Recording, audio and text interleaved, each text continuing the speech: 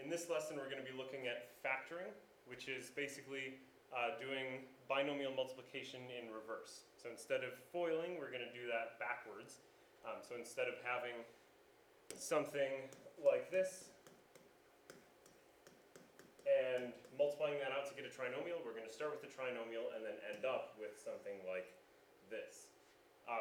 We're splitting this into two different lessons. The first one today is when we're going to be factoring trinomials that have the first number equal to 1. We call that a because in the standard form of a quadratic, a is the letter that represents the number in front of x squared.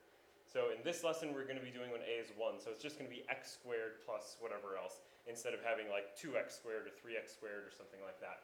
We'll get to that in the next video.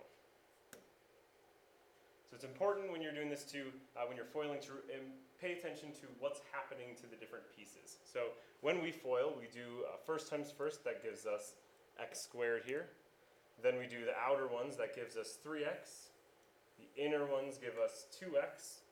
And then the last in each gives us that 6. So then when we combine like terms, the green ones there, 3x and 2x, get combined together to give you 5x. So if you look at the final trinomial that we end up, the x squared plus 5x plus 6, that's the one that we end up with. If you look at where each of those pieces came from, the 6 right here came from 2 times 3. And the 5 in the middle came from 2 plus 3. And so we can use that fact to fairly simply factor just by kind of looking at it. We can kind of guess and then check and make sure we got the right answer. So I'm going to set up two sets of parentheses. Those are going to be the binomials that we'll end up with. And I'm going to put an x in the first spot of each because we need first times first to be x squared. Then what we need for the second piece of each, we need them to be able to multiply to get -6, and we need them to add to be 1x. So the way that I like to think about this is looking at the factors of 6. So we can do 1 times 6, that will give you 6. Or you can do 2 times 3, that will also give you 6. So we're going to have some combination of either 1 times 6 or 2 times 3 in the second spot of each of these binomials. But we need them to also add to be 1. Now these numbers on the right, 1, 6, 2, and 3, could be positive or negative, whatever we need them to be in order to make this work out. So if we look at having, say, -2 and +3, those two numbers will add to be 1. And so that's what we need to put in these spots. And that is the factorization. Now, let's check just to make sure that we did the work correctly. The first times first gives x squared. Outer gives us 3x. Inner gives us -2x. And last gives us -6. Combine like terms. 3 minus 2 is going to be 1, so that'll just be x minus 6. And you can see that we end up with the original trinomial again. So that means this thing that's boxed in blue, that is the factorization. There's two other methods that we have that we can use to factor. One of them is kind of like what we did with the binomial multiplication, but we're going to go in reverse. So this time we're going to start with filling in the boxes inside the box, and then we'll try to pull out from that the factors on the top and the left.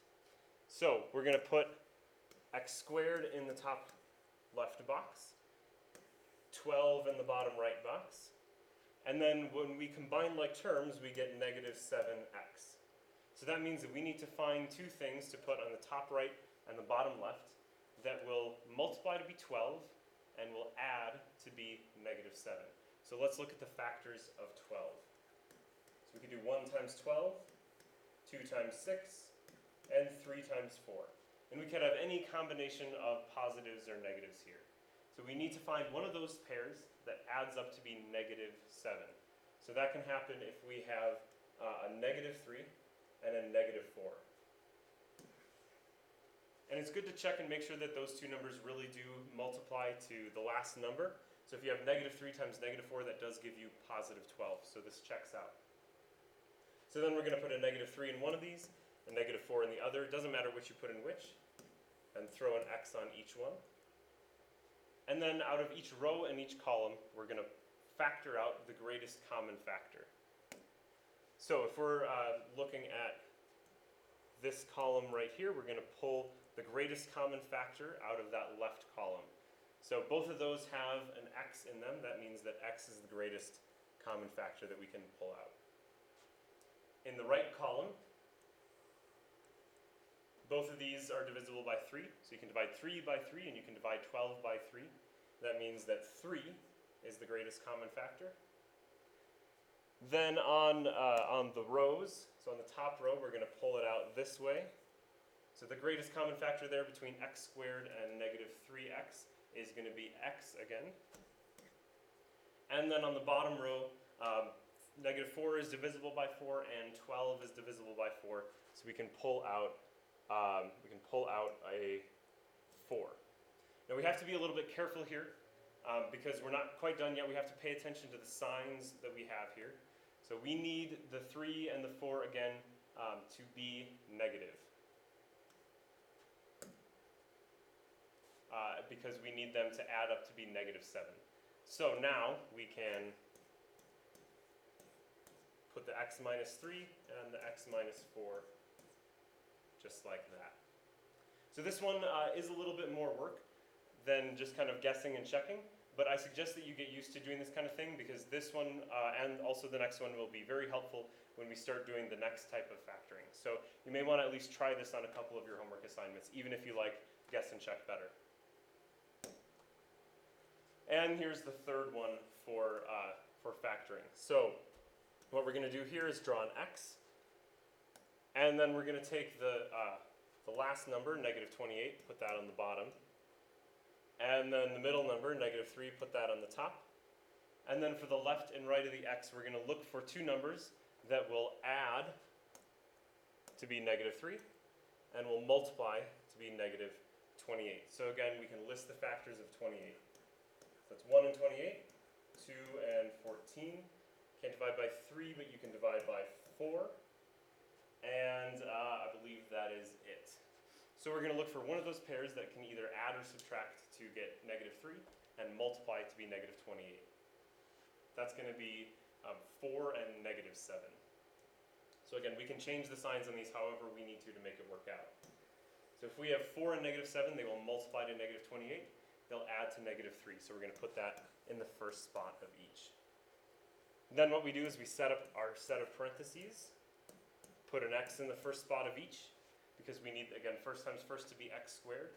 And then we just take those two numbers we found and put them in the second spot of each set of parentheses. Now when we do the next lesson of factoring, there is going to be another step to the x factor, but for this one, we can leave it right there. Here are two special cases of factoring. We've seen these before, but we can factor them anyways. So I'm going to do these by guess and check. First times first needs to be x squared. Last times last needs to be 9. And so we could do 1 times 9, or we could do 3 times 3. Either of those would multiply to be 9. We need them to add up to be 6. And so it's going to have to be 3 and 3. Now this one is a special case because you'll notice the two binomials are exactly the same thing. We could actually rewrite this as x plus 3 squared. X plus 3 times itself is x plus 3 squared. The second one, it may help to think of this as being x squared plus 0x minus 64 because there is no term with an x there, so we can think of that as being 0. So then when we do our guess and check, what we want to do is find two numbers that will multiply to be negative 64 and add to be 0. Well, if they're going to add to be 0, then they have to be the exact same number but opposite signs. So the only way you can add two numbers to get 0 is if you have something like 6 and negative 6 or 10 and negative 10. They'll annihilate each other and you'll get 0. So it has to be the same number that we're multiplying by itself. So 64, luckily, is a square number, meaning that it's 8 squared, 8 times 8. And if it's negative, that means one of them has to be positive, one of them has to be negative. So that's what we fill in. So again, the two numbers, we need them to multiply to be negative 64 and add to be 0. So it's going to be positive 8 and negative 8. If you want to check that, you can FOIL this. Again, you can do that for all of these. You can FOIL it out and make sure that you get back the original trinomial. One more thing, occasionally you'll have a common factor between all of the terms. So on the top there, all three of those terms are divisible by 3. So we can do the distributive property in reverse. So if we do this, so take 3x squared divided by 3, because I'm pulling a 3 out front. 15x divided by 3, and we get 5x. 12 divided by 3 is 4.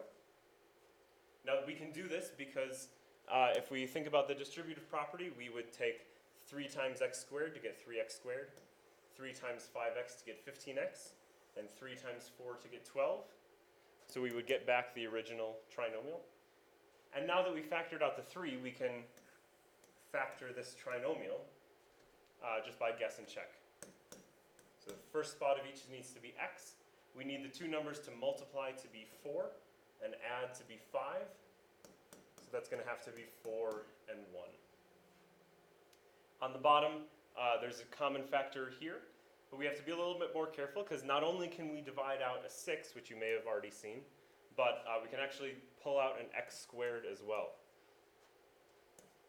So then in the first spot, we actually just need that to be x, because we have then 6x squared times x if we're doing the distributive property.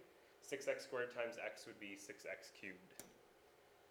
Then in the second spot, 18 divided by 6 is 3, and then we just leave off the x squared. And again, you can multiply this out, check it with the distributive property, make sure you get the same thing back, and you, of course, in this case, do. So that is the factorization of this one.